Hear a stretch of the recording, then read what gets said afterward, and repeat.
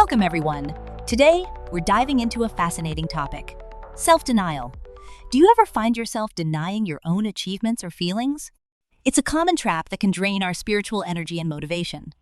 Think about it. If you're a perfectionist, you might convince yourself that you're never doing well enough.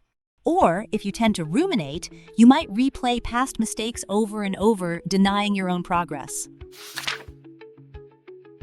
Yes, I totally do that. Like, I'll be lying in bed and suddenly I'm like, why did I say that at the party?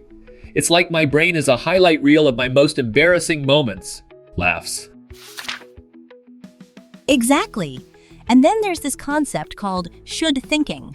This is when you feel you should have completed certain tasks, leading to more self-denial.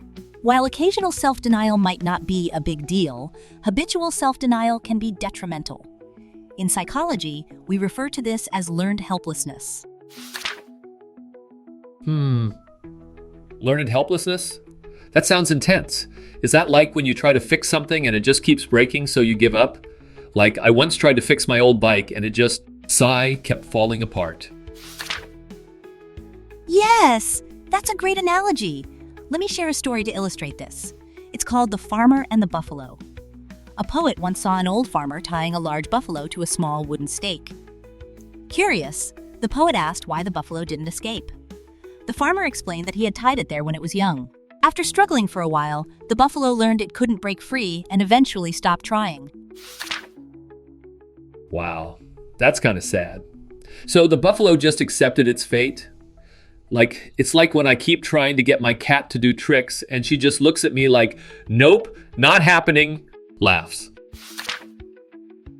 Exactly. This story perfectly illustrates learned helplessness.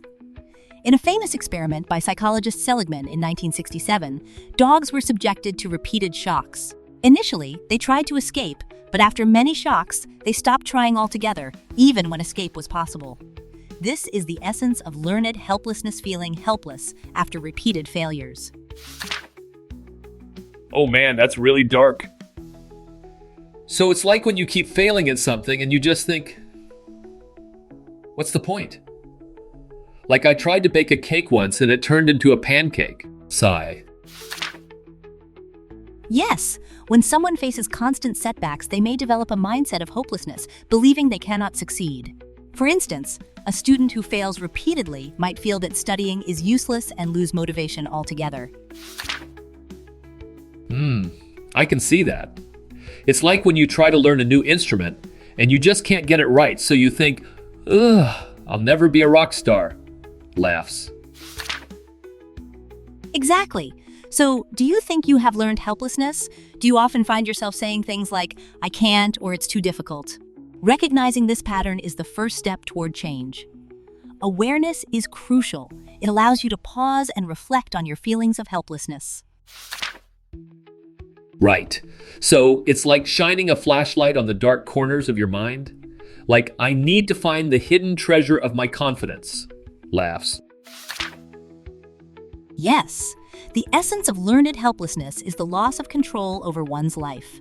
Many people learn to be helpless from a young age due to overprotection or high demands from authority figures.